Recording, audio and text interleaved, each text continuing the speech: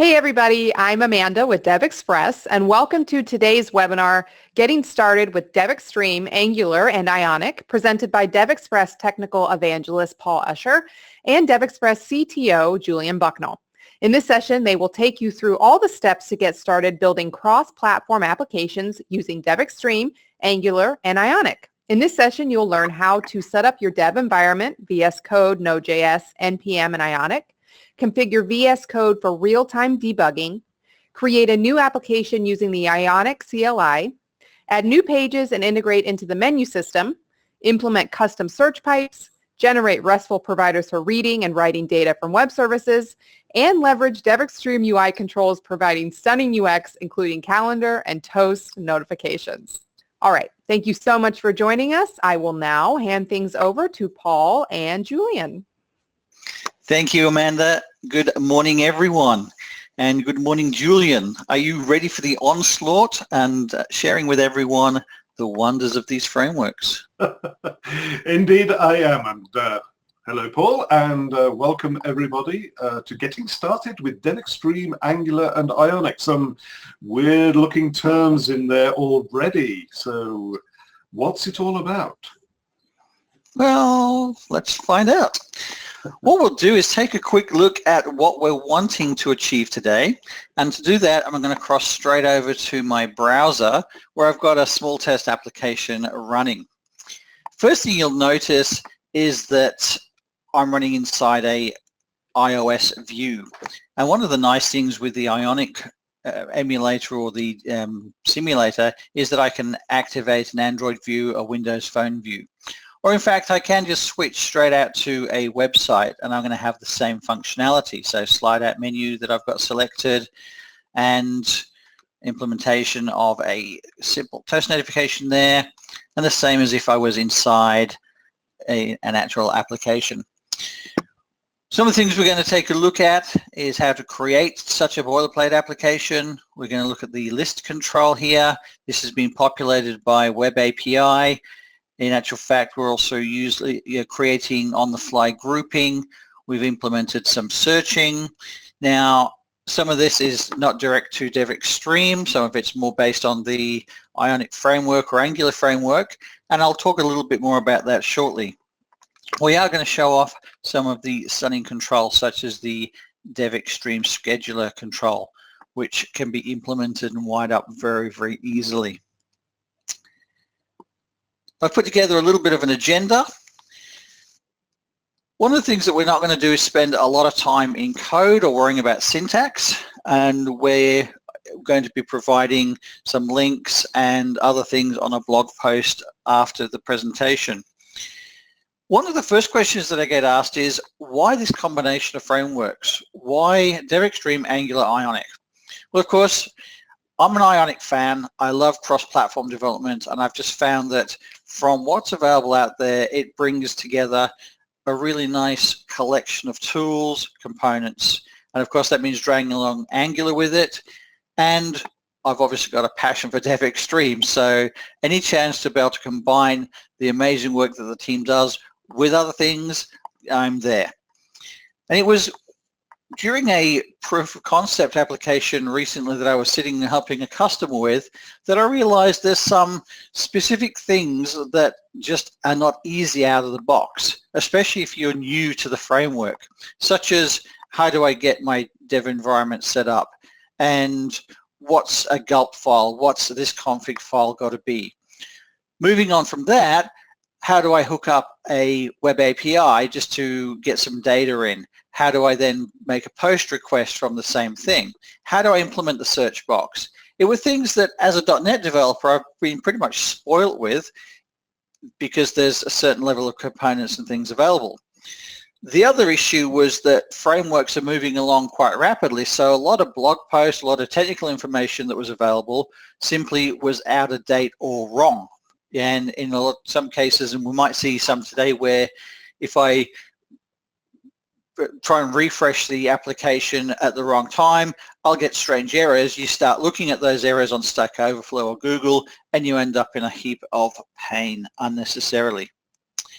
So we were trying to come up with a way of providing succinct answers to that getting started. One thing I do want to drive home though, Julian, is today is a level 100 getting started webinar. My goal is to show you just how to set up your environment, create the app, hook it up to some web API calls, and implement the DevExtreme components. What I'm not going to be doing is going through the whole syntax of Angular or explaining the full project structure of an Ionic application. There's other videos that, in fact, you and I have done a couple of them on more in-depth things like that. But I want people to simply get a gist of what it, or how easy it can be to get up and running and start building things. In fact, that's a good point to make, is this webinar is about making sure that you have the environment set up so that you can create web applications. Unfortunately, back in the old days when I started learning JavaScript and all the rest of it, it was fairly easy to set up a nice little website and have a little bit of JavaScript running in the background and blah, blah, blah, blah, blah. But these days, you do have a lot of libraries out there, a lot of open source stuff, and getting it all set up so that you can create a web application can seem daunting.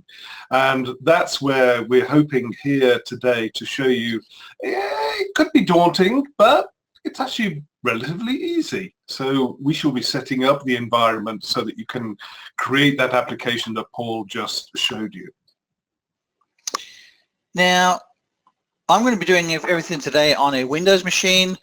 You can do everything that I show you on a Mac running OS 10.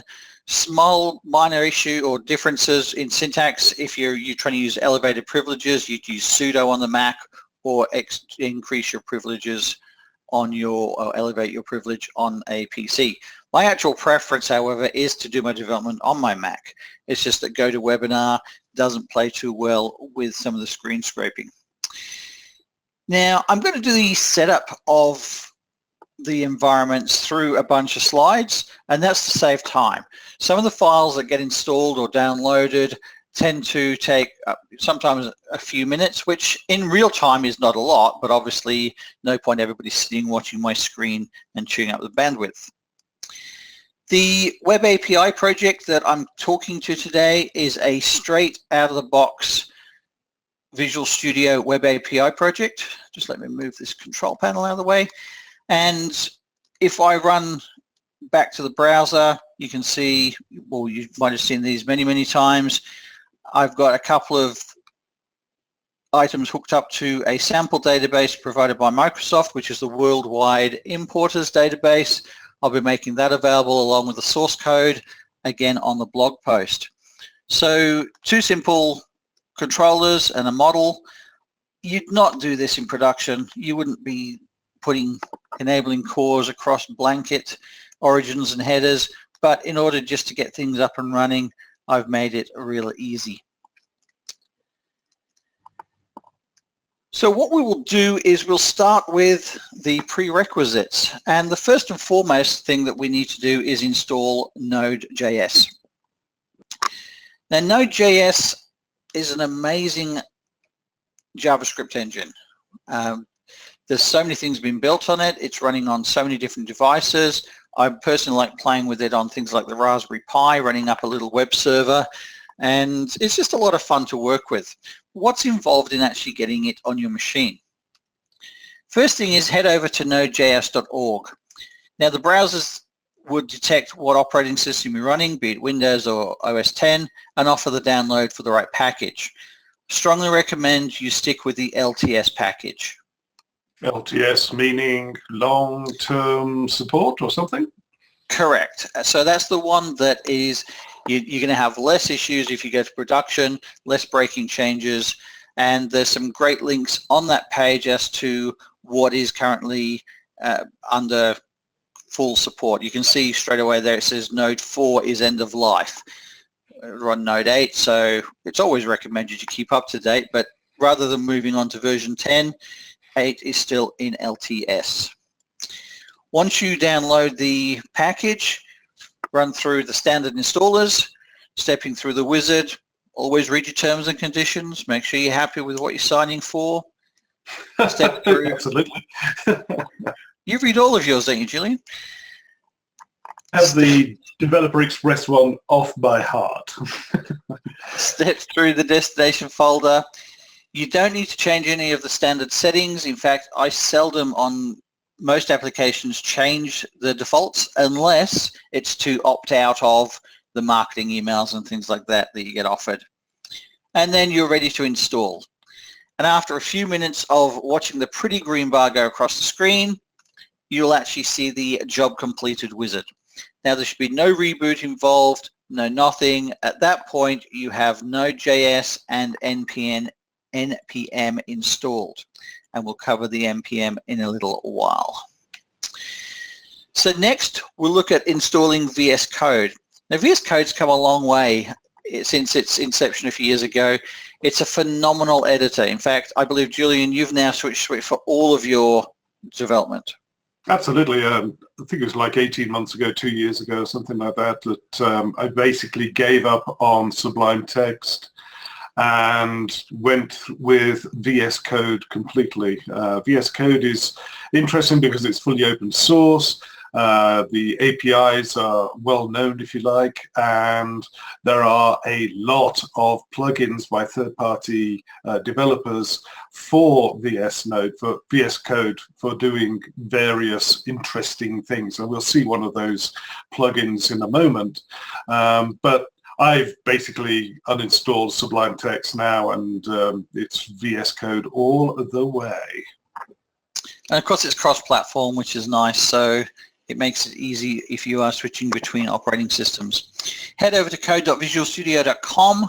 Again, click on the stable build for your operating system. Usual things, it'll step you through the wizard, accept your license terms, nominate where you want to install it, and away we go.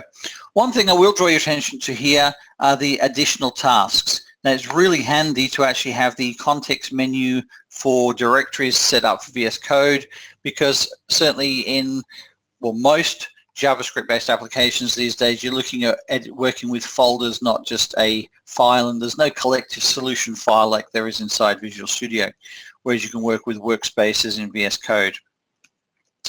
Again, after a little bit of green love on the screen, you will end up with a finished install. At this point, if you're actually following along with this, take the tick off Launch Visual Studio Code, because we've got a little bit more to install first. And the other interesting thing about, sorry about that, the other interesting thing about Visual Studio Code is you can just start it up in your folder that you have your current project, essentially. So just starting it up out of the blue, as it were, is not that helpful. Yes, you can open a folder from inside Visual Studio Code, but it's generally easier to do it through the command line, and we'll see that in a minute. So the next step would be installing Ionic. So far we've got our base framework and we've got our development environment or an IDE tool to work with. Now to install Ionic, simply hit your Windows key or start a terminal session on Mac and select the NodeJS command prompt on Windows. On Mac you'll still just be at a terminal prompt. The reason for choosing the Node.js command prompt, it sets up some extra variables and basically just gets you set ready for Node. The next thing to do, you'd get a command prompt like so. It tells you what the current version you're running, and installing Ionic is that difficult. NPM, so Node Package Manager, install. The -G is representing global, so it won't matter where you are or where you start a command prompt from, you will be able to access the Ionic CLI. CLI? Command line interface. So DOS prompt, command prompt. Yeah. The idea that we're moving back to, especially with things like PowerShell and so forth, we're moving back to that tradition of, hey, let's just type some commands in here because it's just as easy. And as we'll see, the Ionic CLI has got a lot of smarts built in where you can populate the whole command set and it will do things, or you can just put part of it in and it will then prompt you along the way to give you a hand. But after a short time, you will actually see that Ionic is installed. don't be too concerned if you get a couple of warnings. Errors usually mean that you have got insufficient privileges, so just run that elevated privilege at that point. And just right now, just to add, the npm is actually part of Node, so as you installed Node, you would have installed npm, Node Package Manager. So it's not a separate install or anything like that. Which somebody should have told me years ago. I think I remember doing that once. I installed Node and I went, oh, I need npm. Now, where the heck do I find npm? And there are sites that you can download it from. Yeah, well, anyway, moving straight along. So we've now got the Ionic framework installed. And other than the time it would take you to wait to download the packages from the sites or wait for the actual Ionic package to install, you're basically ready to start using it. So how do we create the sample application? Well, staying back in the command prompt or the CLI window that we've got up, type in Ionic space start and then the name of your application. So in this instance, we called it sample app. And then you've got an option for the type of template that you want to use. Now, currently there are 5 templates. You've got side menu, which is my preference. You've got tabs, which gives you a tab layout for your project. Blank, just exactly as it says, it's just a single page. You've got tutorial, which is a guided starter project. And then you've got something called super, which is a starter project with about 14 or more ready-to-use page designs, so not for the faint of heart. In our case, we're just going to go with side menu, and you'd end up with something like that. Bringing down the template, installing it is usually really, really quick. But the next question is the interesting one. Would you like to integrate your new app with the Cordova or with Cordova to target native iOS and Android? See, one of the nice things here is that you can wrap your application into a native package, so an IPA or an APK, ready for submission to the App Store. Now, some of the things that is available for Ionic is their Pro Suite that allows you to push your code up and do automated builds and then other tests. They've got a really nice rich set of options for developers. We don't need to worry about that today. I am going to say yes to this particular prompt, and then the next thing we're going to get asked is whether we want to install the free Ionic Pro SDK. No, I don't. Right now we can build some really nice applications. We can do everything we're talking about without having to have a Pro license or a Pro subscription. Now, when you get to this particular screen, it's saying, hey, your app's ready. So I've done half a dozen or less than half a dozen physical tasks, and I've gone from nothing to now being able to run my very first sample application. So let's switch over to a command line. I'm going to terminate my previous example just for a minute, and we're at the same place here where I say no, I don't want the tools, and I've now got a test called webinar. So I'm going to move into that folder, and I'm just going to take a quick look. It's got a number of directories and some files. I'm going to freak you out for a second because I'm actually going to say, show me the file listing for the entire project.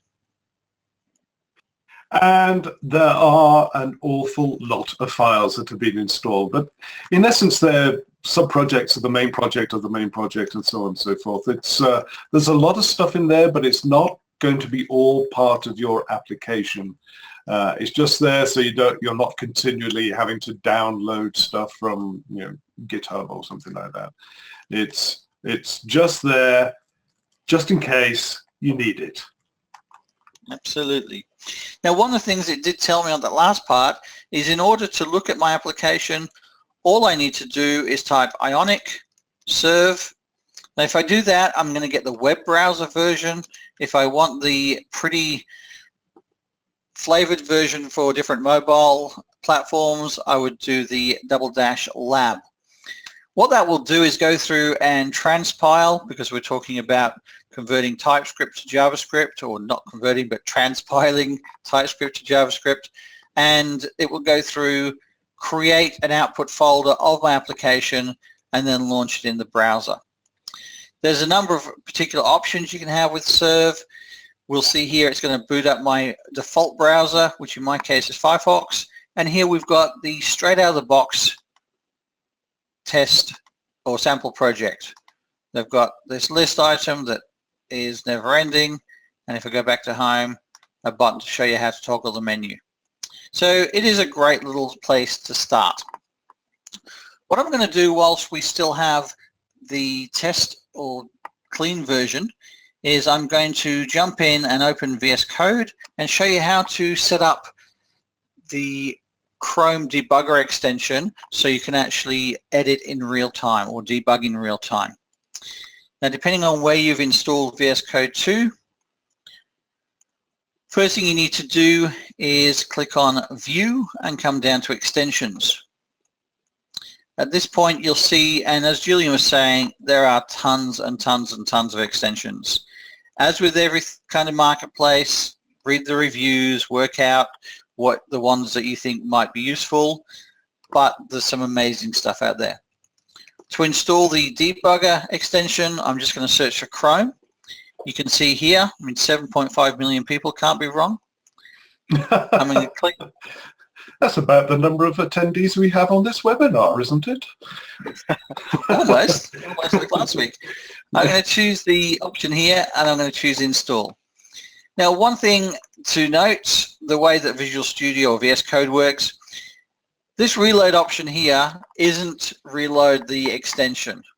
It actually means I'm going to reload the internals of VS Code so the actual extension would work now.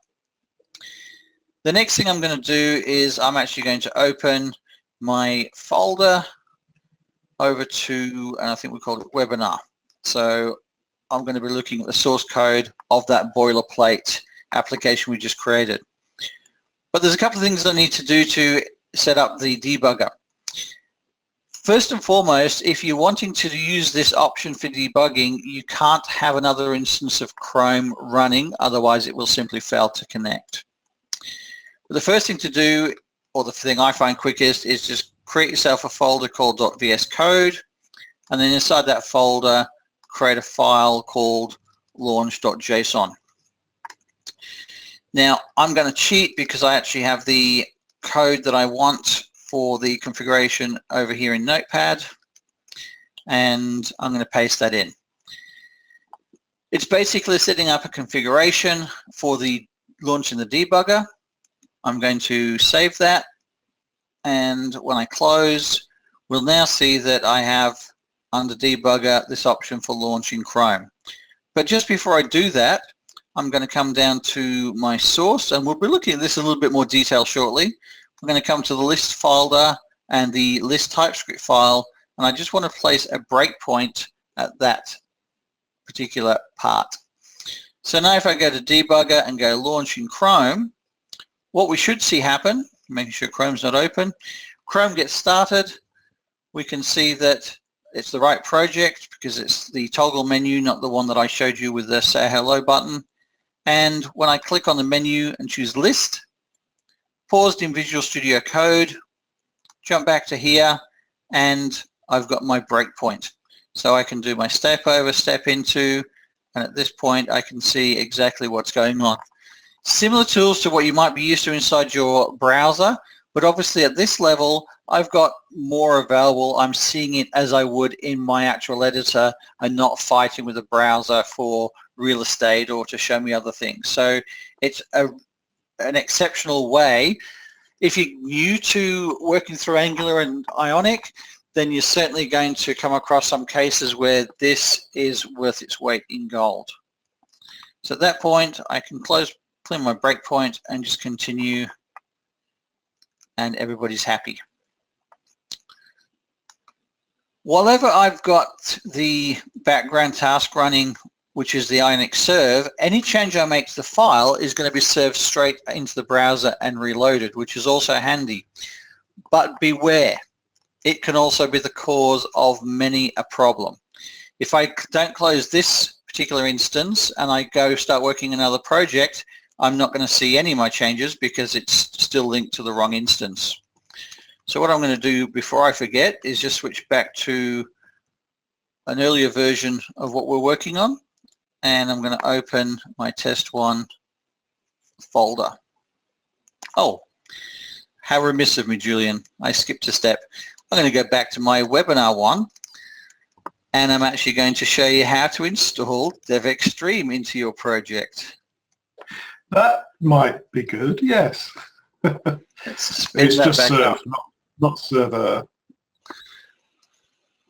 This is why we keep you on these calls. Because I read what you type? Oh, okay. Okay, so there we go. Now, inside, one of the other really cool things inside Visual Studio is the fact that I have an integrated terminal. So if it's not already visible down here, you can hit View and bring it up. It's along the windows you might be familiar with your other IDEs, but Output, Debug Console, and Terminal. And I can spin up as many instances of PowerShell as I want inside here. But what's handy is the fact that I can work with my project. I can use the Ionic CLI, I can use Node CLI, all within inside my instance of Visual Studio Code. To install the DevExtreme components is no more difficult than the other things that we've done so far. So at this point inside the project, I'm going to say npm install. I want it saved. It's going to be DevExtreme, DevExtreme Angular. Hit enter, and after just a few seconds, we're going to see that those libraries are actually installed into our project. Then what we'll do is take a look at how simple it is to start integrating those in with the actual live project itself.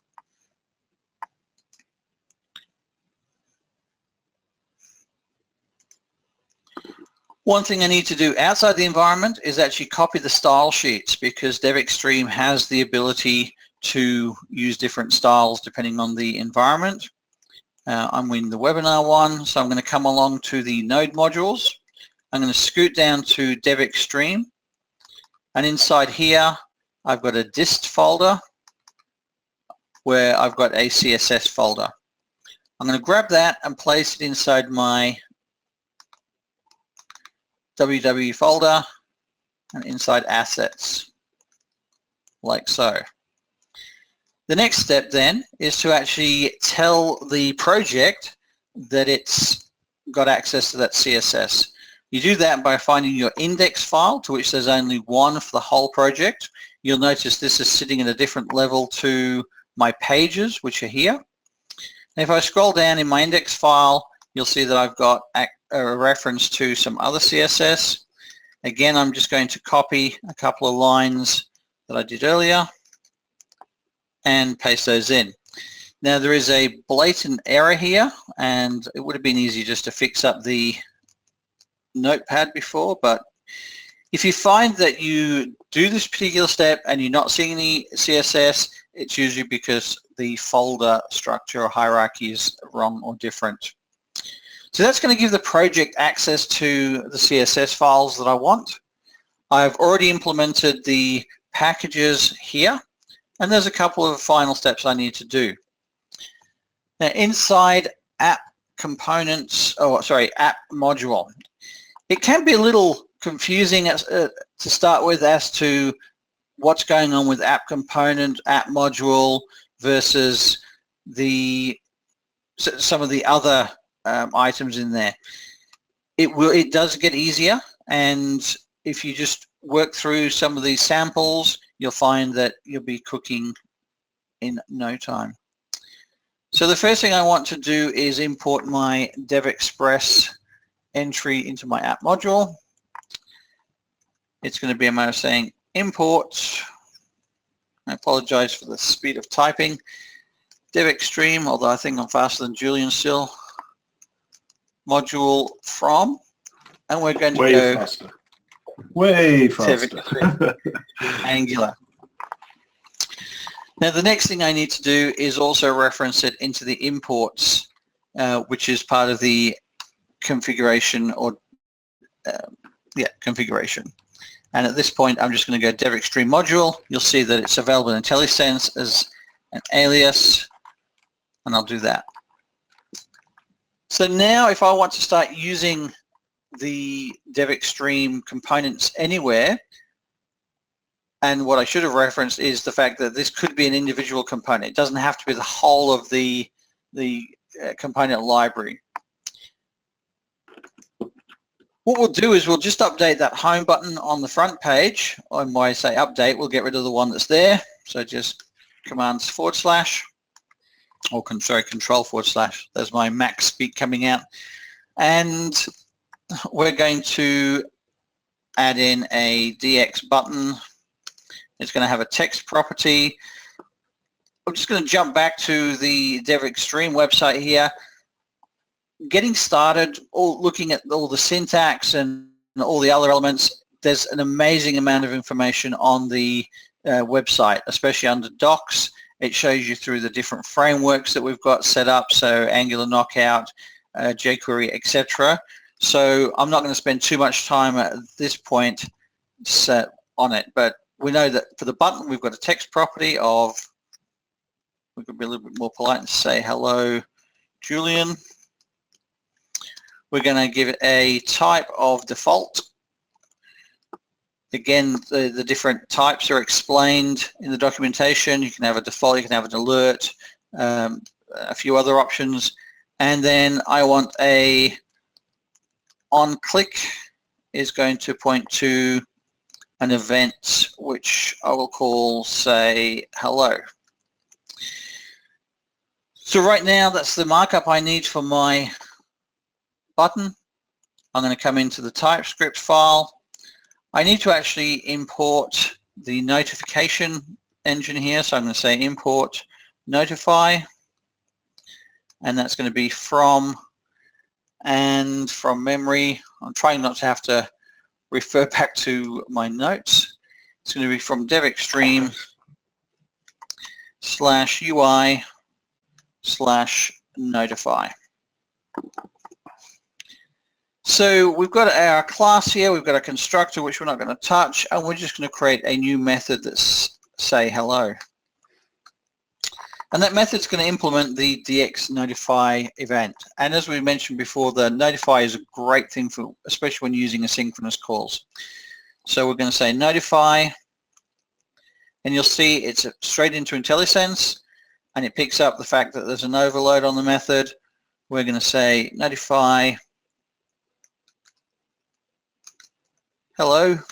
We're going to say that the actual type is info, and I want it for 3.5 seconds approximately. One of the traps is to make sure you're saving all of your files all of the time. You will catch you up time and time again, especially since when I press save, the application is going to get reloaded. I'm going to switch over to here and look at my Ionic Lab view, which is doing the background build. At this point, particularly when you've added a framework or a library or a component, it is possible that you get an error. Now, it's done it a couple of times for us in rehearsal. Of course, it's not going to do it now.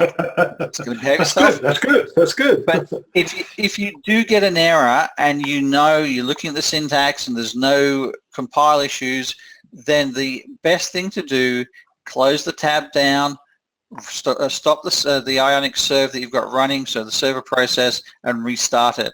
Do not waste too much time trying to fix that particular error. It will drive you insane. And I'd have to say that, Julian. hello. And I'd have to say that, you know, this kind of thing has, you know, bitten me way back when as well. I'd be uploading some changed HTML file or CSS file to, say, Amazon and a website, and somehow it just doesn't work. And then you discover that you haven't actually saved your project or saved your file and things like that. Yes, it happens. It's such an easy one to get trap to fall into. Like now, for example, I want to close that because I'm about to go back to my test version, and if I'm not careful, I end up wondering why things aren't working.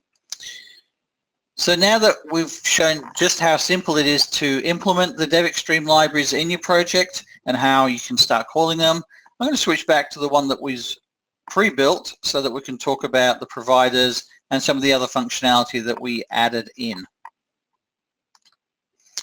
Here I've got my test one. It's effectively the same template. We just added a few extra things for simplicity. Now, I talked earlier about using the Ionic CLI to actually do certain things. Let's just run up Ionic serve. Now, I don't actually need to put lab there because I'm going to be using the debugger, which means that effectively every time I start my debug process, a new instance of Chrome will be linked to it. Let's take a look at the list page and what's actually involved or what's changed at that point. So we just have to wait for this to finish loading. I suppose if we take a look at the API first, we can see that we've got a number of products coming back. There's several hundred, and it's a pretty flat standard JSON style. I mean, it's represented here as XML, but it's a JSON object coming back. And one of the things is we've got this thing called a stock group name. Now, there's no other way to get, in this particular data set, a list of groups that I want to build. But from a UI perspective, it would be a common request or a common thing that when we go to list, we want the items themselves to be grouped. So we can see here novelty items. Let's just switch that to the debugging in Chrome. I apologize for flicking between screens, but there's no other easy way. If we try and fit everything on screen, nobody's going to be able to read anything. So go to list, and we can see that we've got the lighter gray or the gray header controls, and then the items under it. There's a lot of items in toys. But when I start doing the search as I did earlier, look for chocolate, the important thing here is that it's only showing headings with items under it. Now, it might seem like a petty thing, but trust me, when you're faced with it for the first time, it's an interesting concept of, oh, how do I then undo my groups, especially when you start thinking about the Angular markup. We come back to the project and jump into the list HTML. We've got the header section, which is basically just saying, hey, make sure there's a menu button available, and here's my product title for the page. And then we've got the actual content. We're implementing this search bar, and we're binding it to an object called terms. We're then starting a group collection. So in short term, it's saying, okay, for every group item inside this collection called group products, I want a new instance. But it's also then piping it through this custom pipe called group count, which is taking in the option of terms. Once you get inside the group, it's saying paint a divider using the light coloring and actually provide group.group name. So you've got your Angular binding on your object here. Then for every item that's inside the products of that group, we want to create a paragraph using the stock item name. Again, it's being filtered through a custom pipe called search, which takes the terms as well. And then here we're just saying, if somebody was to click on an element, we want you to go off and carry out this particular method. From a markup point of view, clean, neat. If we look back at the view here, nice and straightforward. I mean, obviously I could extend what's happening on the individual rows. I could maybe put pricing or some other pretty information, a picture, but it's just nice and clean markup. So let's take a look at what's actually happening then inside the code itself. One of the things that we will look at and we'll jump to is what we call a provider. Now, the provider is the thing that's passing the information through to the page. So let's go down and have a look. The project's set up into all these individual folders, so all my pages are together, my pipes are together, and my providers are together. At this point, I'm just going to look at my products provider. It's the only one we really need to focus on today. And we can see that it's something that's been generated. So how would I do that if I wanted a new one? We'll simply come out to the terminal window and say Ionic Generate. Now, Ionic Generate is your friend. There are so many different things that it can generate for you. If you know the type of item, you could say, I want to generate a page, or I want to generate a provider. And you can either specify the name next, or if you press enter there, it will ask you for it. If you're not sure of the syntax, you can just say Ionic Generate, and then you can choose which of the items you want. So component, directive, page, pipe, provider, or tabs. That's what was used to generate the provider that we're looking at here. Now, a provider doesn't have to be a REST API call. It could be a static array. It could be reading some data from cache or from a MySQL database actually on the project itself. What we can see here is that ours is taking in the HTTP client, and we've got this method called getProducts. Now getProducts, I'll come back to this line in a second, does a HTTP get across our web API, and we've already seen the result of that. But I'm going to let Julian just explain a little bit about promises and resolve.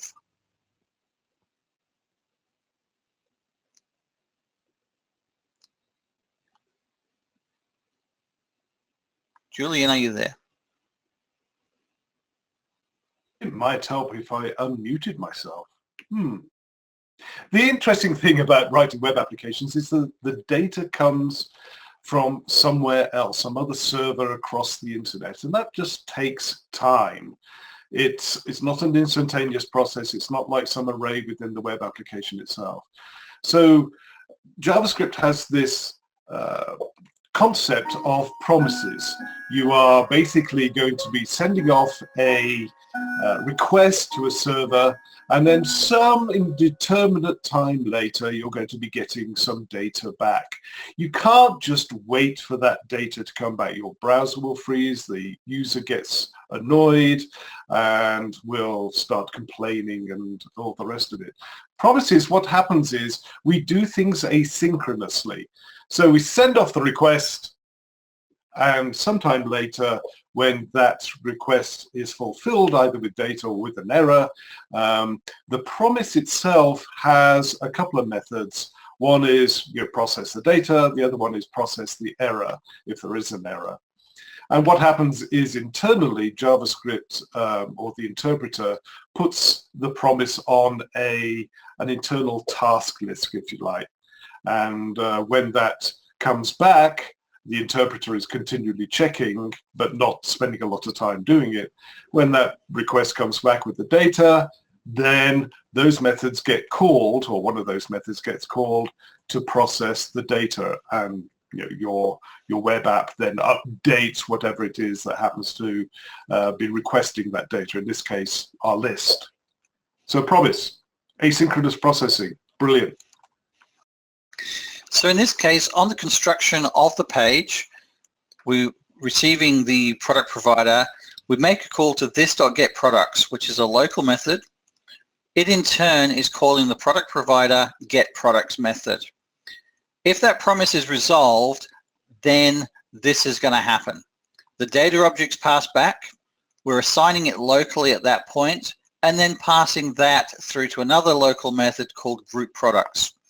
And it's groupProducts that actually builds a hierarchy of our flat data and allows us to create those groups. So this is simply going through saying, hey, we're sorting based on group name, just in case, and for each new group name you come across, create a new element, and until that happens, just keep stuffing the products into the last group that were created. Nice and straightforward. We've seen the results of that. But then, of course, we've got this custom pipe that we added as well. Now, custom pipe is basically a way to transform data, and there was two of them that we looked at. I'm not going to get too involved in all the lines of code here, but needless to say, it provides a really neat way to filter that information. The group count takes the search terms that have been typed into the search box and then looks at whether there are any elements inside there that match, and if there are, then it will push that element back to the array. If there's not, the array becomes empty. Now, from there, the items are excluded if they've got a count of 0. The search custom pipe does a similar thing. It's basically taking in the array of elements again and saying, hey, if there are no elements, go away. If there are no terms, so therefore no search text, go away, just return the whole list back. Otherwise, convert the terms to lowercase and then loop through and filter looking for a lowercase version of the stock item name that includes the text of the actual term. Now, if we were to create a new pipe, you wanted to create something similar for a custom filter, or pipes could be so useful in so many ways, we would just do what we did before, and that would be Ionic generate, and this time you'd say pipe, and then you'd give it the name. And in fact, we'll just add, we're not going to do any work with it, we'll add one here called Julian. We'll see that Ionic CLI does its work, and it will be automatically added into the pipes folder, given a name of Julian with all the relevant structure around it, and it defaults to this lowercase item for you to start working from. So really quite a powerful thing. The last thing I want to talk about on providers is the pushing of data back to the web API. Now here we've got the order element, we've got this order object, and again it's returning this promise. It's setting up an options element, setting up some headers to say that you're going to be dealing with JSON content type with a specific character set. If I was doing authentication and needed to set a token or anything at this point, then I'd do it inside this creation of these headers. The headers are passed into this HTTP post request. There's an option here. First part being the web API call that we want, and the second part being the JSON object created from the order object that's been passed in. So whether it's a HTTP GET, a PUT, or a POST, or a DELETE, or a patch, whatever your API requires, it can be done in just a few lines of code. It can be done asynchronously. And as I mentioned earlier, these are great times to implement raising the toast events or notification events if things are happening. There's one other provider that we added. Now, you wouldn't need to create a separate provider file if you're working the same API. You could keep them all in the same file here. But you'll notice I've got this method called getSchedule. Exactly the same principle as getProducts, just makes the API call. Obviously, this wouldn't be best practice. This URL would be somewhere else that's making it easy to get to. But it makes a call out to order schedule, and if resolves, the promise returns the data. And of course, we're now looking at the TS file.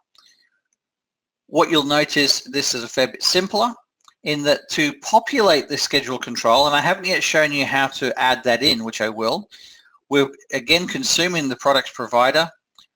On the construct, we're calling getActivities, which calls the getSchedule. It says, okay, if data is passed back, then simply set this property, so this.activeData, to the data. That's all the code there is, but I have a fully functioning scheduler control tied to that page.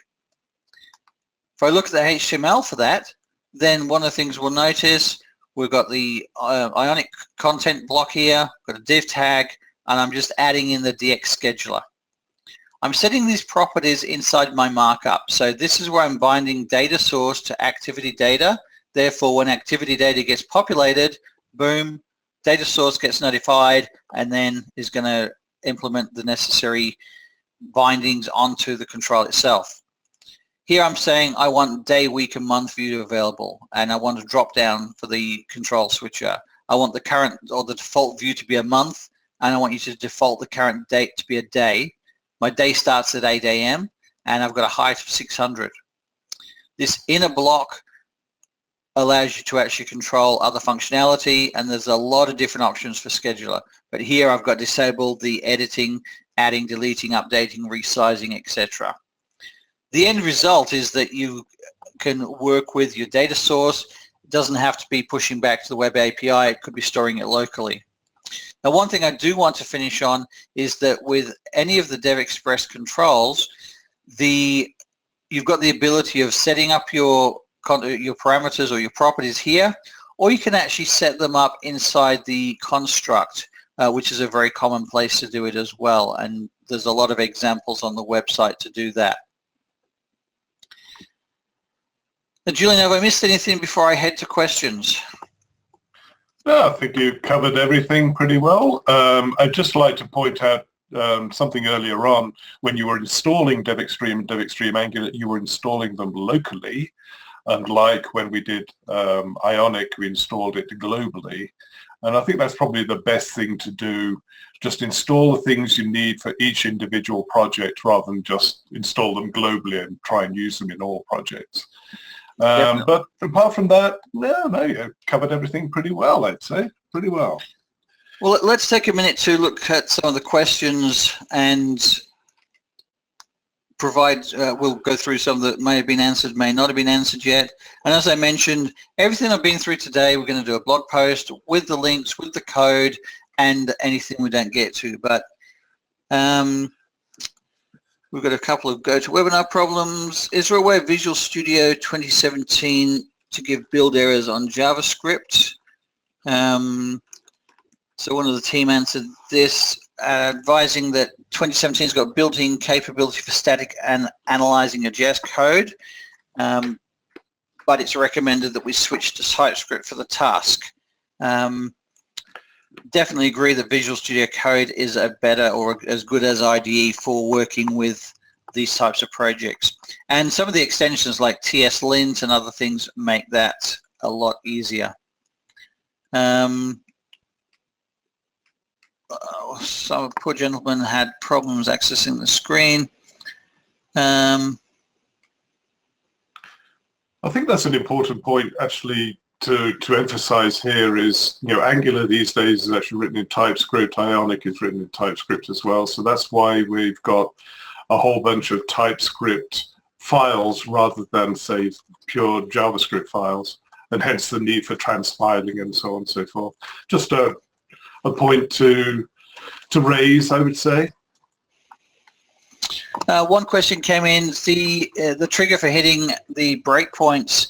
So that's not an Ionic particular feature. You can do that with VS Code and any web application that you're working on.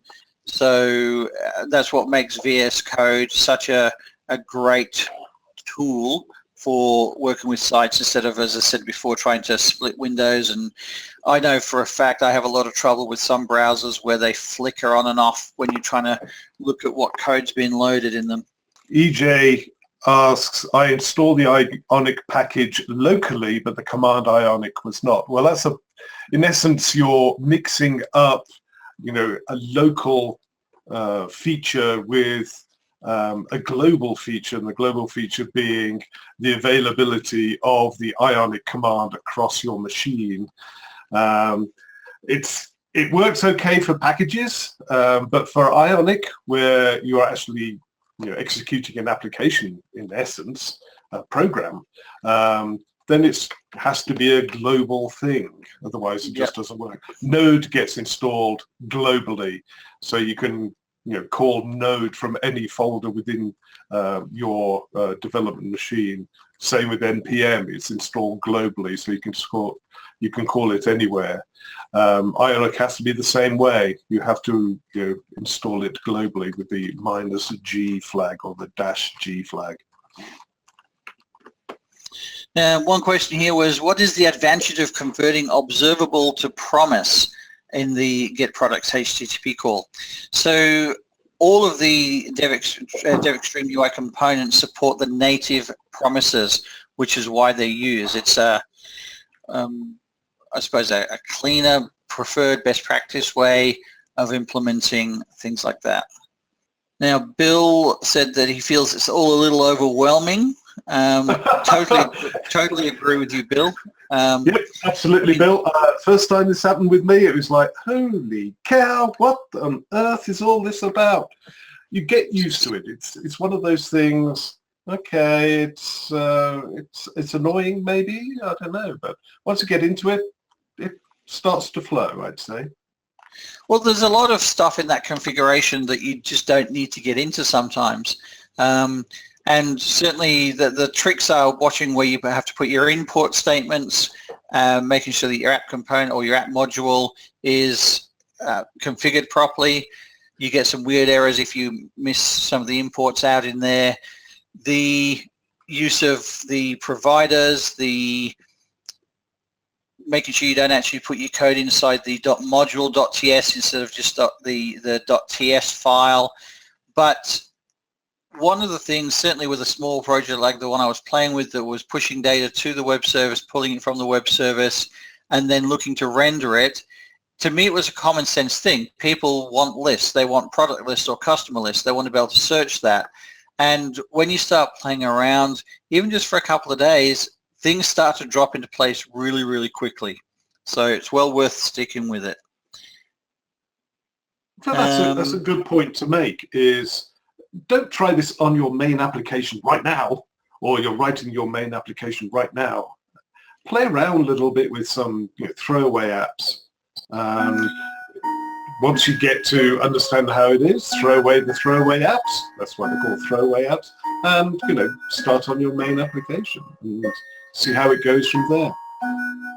Now, the thing that I probably want to finish on, and because I hear the chimes at your end, is the fact that I've chosen to use DevExtreme with Angular with Ionic. The DevExtreme components are nothing to do with those frameworks per se. We created the components independently. They work on other frameworks. So they work with Angular, they work with jQuery, they work with Knockout. We've got support for React and others that are in the pipeline. So it's about the fact that as a component company, the teams have built some amazing components, amazing tooling, and we're just showing you in different ways that you can then get out there and utilize it in everyday projects. So Amanda, over to you now. Awesome. Thank you all. All right, so Paul did mention that he would do a blog post, so there's a couple questions that popped up here at the end. Maybe we'll get to those in the blog. We'll have those questions and answers, and we'll post all these questions and answers there as well, so you all can have them. All right, like we also mentioned before, today's webinar will be available later on our DevExpress YouTube channel, and we have several webinars coming up. All of our 18.1 launch sessions covering what's new across all of our product lines are coming up May 14th, 15th, 16th, and 17th. So if you haven't already, you can check them out at devexpress.com/webinars and register today. On our new website. Yes. Oh, right. We updated our website. Check that out as well. So come to the bottom, click on webinars, and look at that. Start registering. Perfect. And that is it for this one. Thank you so much to Paul and Julian. Thank you all for joining us. And of course, thank you for choosing DevExpress. Bye-bye.